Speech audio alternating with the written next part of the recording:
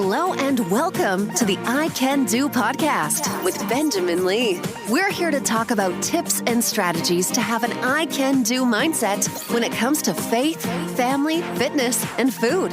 Let's go. Here's your host, Benjamin Lee.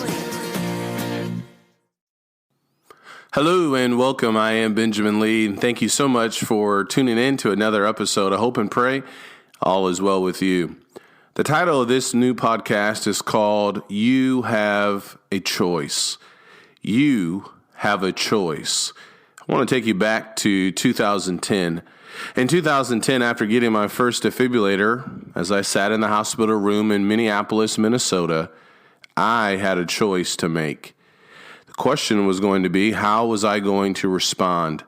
I could fight or I could give up. I chose to fight. That night, I got a workout in by walking the hospital hallways. After my 5 weeks of resting was up, I went out for a jog.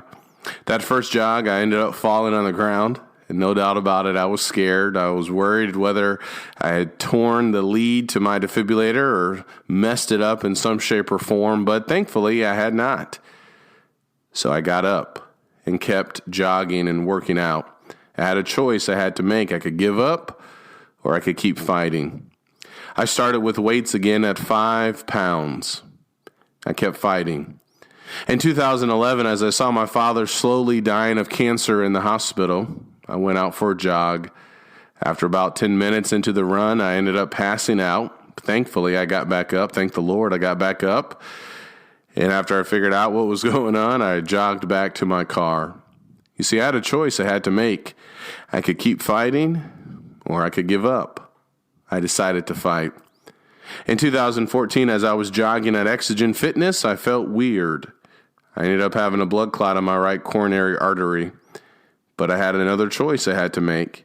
I could keep fighting or I could give up. I decided to fight.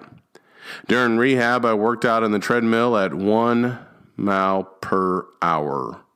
I had a choice to make. I could keep fighting or I could give up. I decided to fight. In 2016, it was time for a second defibrillator. After the procedure, I couldn't do regular exercise for about 4 weeks. I had a choice I had to make.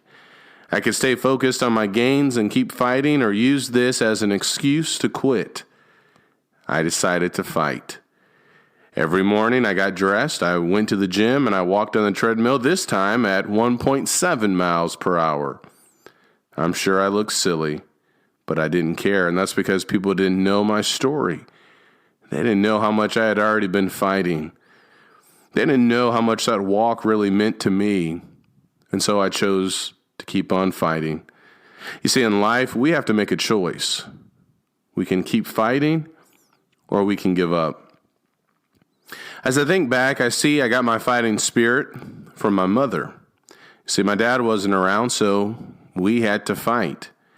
We had to work extra hard to pay the rent, to buy school clothes, to be a part of band, or to have basketball shoes. Every day was a choice. Fight or give up. Fight or quit. There were plenty of times where we wanted to quit. Cleaning other people's homes was no fun. Not attending summer camps was always a bummer. But we had to do what we could do. Living in a woman's shelter for physically abused women, that wasn't any fun. Being on food stamps was not a fun thing either. Running down the street in fear of my father at times, well, that was not a moment to cherish. But looking back at all of that, we survived. You see, we had a choice we had to make. Fight or give up. Through it all, our Father in heaven, He was with us. His people were with us. No doubt about it. We were blessed. Every day is a choice. Fight or give up. Now, I believe we're all stronger than we really think we are. We just have to dig deep, and we have to keep moving forward. You have to make a choice. I have to make a choice. Will we fight or will we give up? The choice is ours. Now, I try to leave some tip or strategy of something that you can do to help you along your way, whether it's fighting with respect to getting to the gym on a regular basis, or maybe some other area of your life where you are struggling in some shape or form. There was a book I read by an author named David Goggins, and he's a pretty popular guy. He has done something that I really liked. He has what's called a cookie jar, not literal cookies, although I really like cookies quite a bit. And I have to fight against not eating a ton of cookies, but that's another podcast. But in his cookie jar, what he has done, he has put on small pieces of paper different things that he has accomplished or different things that he has overcome throughout the years. So I decided a while ago that I was going to make my own cookie jar. It's something personal. It's something that I only look at, but I look at it quite a bit. And what's interesting is that when you look at what you put into that cookie jar, whether it's graduating from high school or college or overcoming some physical setback or moving across country or accomplishing something like starting a podcast or a blog, whatever the case may be, when you put in things into that cookie jar, you will be reminded of how much you've been fighting and how much you've actually accomplished in your life and how strong you really are. And so that's one tip or strategy that I would recommend you to do as a way to remind yourself when you feel like maybe giving up, that you still have a lot of fight left in you. You just have to go after it. And you just have to remember what you have already overcome in your life. You have a choice to make. Make the wise choice.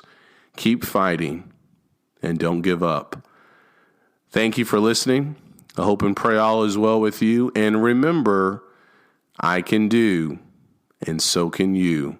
Keep fighting. And please do me a favor and share this and subscribe as we continue on with this podcast in 2020 and beyond to encourage and to motivate us in our faith, family, fitness, and food. Take care, and God bless.